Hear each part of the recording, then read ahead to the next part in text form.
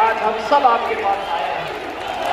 ये योजनाएं जो आज लागू हो रही है, चिकित्सा और स्वास्थ्य की है, शिक्षा की है, आवास की है, सड़क से जुड़ी हुई है, किसानों से जुड़ी हुई है, महिलाओं से जुड़ी हुई है, युवाओं से जुड़ी हुई है और जीवन के प्रत्येक क्षेत्र में जिससे लाभ होना है, ऐसे 700 करोड़ रुपए की परियोजनाएं आज एक साथ आपको प्राप्त हो रही हैं।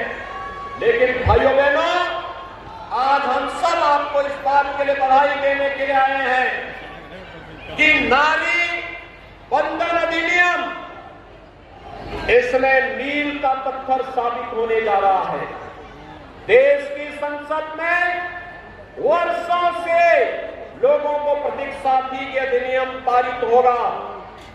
अब बहनों को पंचायत की तरह, स्थानीय निकाय की तरह विधानसभा और लोकसभा में भी 1/3 सीटों पर अतिरिक्त विजयी बनने का, चुनकर जाने का एक अवसर प्राप्त होगा। आप में से अगली बार तो बहुत सारी बहनें ऐसे होंगी जब इसमें पूरी प्रक्रिया पूरी हो जाएगी। प्रक्रिया पूरी होने और परिसीमन होने के बाद बहुत सारी बहनें ऐसी होंगी जो विधानसभा में विधायक के रूप में, संसद में सांसद के रूप में चुन करके जाएंगी। भाइयों बहनों, इसके लिए अभी से प्रधानमंत्री मोदी जी के प्रति आभार व्यक्त करने की आवश्यकता है, जिन्होंने आधी आबादी के सम्मान को और उनकी गरिमा को बनाए रखने में इस अधिनियम को पुरजोर तरीके से लग करके आपका सम्मान बढ़ाया है, आपकी गरिमा को बढ़ाया है और लगातार 9.5 वर्ष से जो इस अभियान के साथ लगे हैं कि योजनाओं पर व्यक्ति नहीं, जाति और मत और मजहब नहीं, बल्कि सबका समान अधिकार होना चाहिए। आखिर बताइए ना, एक बेटी की कौन जाति होती है? एक बहन की कौन जाति होती है? एक गरीब माता की कौन जाति होती है? वह तो सबकी है, सबके प्रति उसका वात्सल्य है, सबके प्रति सम्मान रूप से उसका स्नेह प्राप्त होता है। इसलिए इसको जाति के दायरे में बांट करके नहीं, जो लोग नारी गरिमा और सम्मान पर सेंध लगाते थे वही इसको बांटने का कार्य करते हैं। और इसीलिए तो हमारी सरकार ने कहा, डबल इंजन की सरकार ने कहा, नहीं, बहन, बेटी और मां को बांटो मत, उसका स्नेह समान रूप से प्राप्त होता है। अगर प्रधानमंत्री जी ने बेटियों को बचाने की मुहिम और उनको पढ़ाने की मुहिम फिर खेलो इंडिया, खेलों के कार्यक्रम को आगे नहीं बढ़ाते, फिर फिट इंडिया कार्यक्रम के मूवमेंट को आगे नहीं बढ़ाते, क्या इन बेटियों को इतना सम्मान मिल पाता? क्या वे आगे बढ़ पाते? और केवल यही पे नहीं, याद करिए,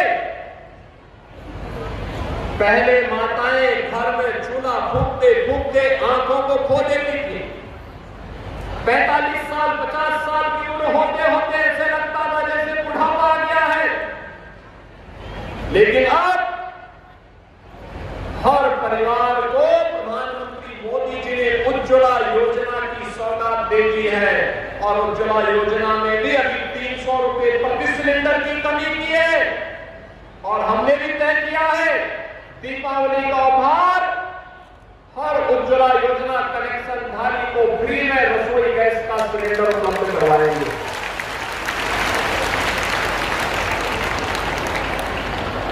आखिर माताओं के लिए पहले कनेक्शन नहीं मिलता था। 14 के पहले रसोई गैस की कितनी कीमत थी, किसी से नहीं छुपा हुआ है। लेकिन अब तो जब मर्जी तब कनेक्शन ले लो और गरीब परिवारों को तो फ्री में रसोई गैस के कनेक्शन।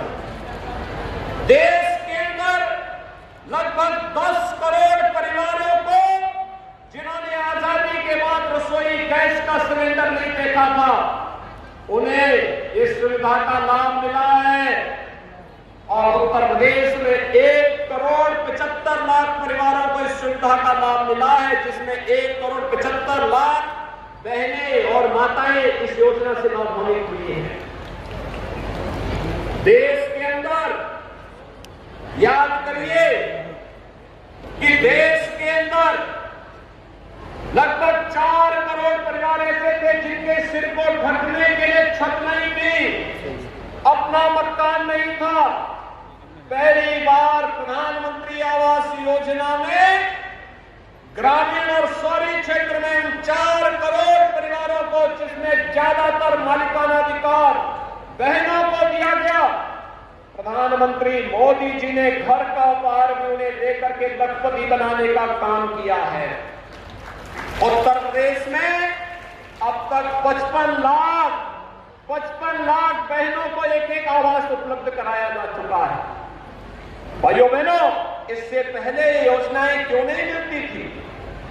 नारी गरिमा के प्रतीक, नारी गरिमा के प्रतीक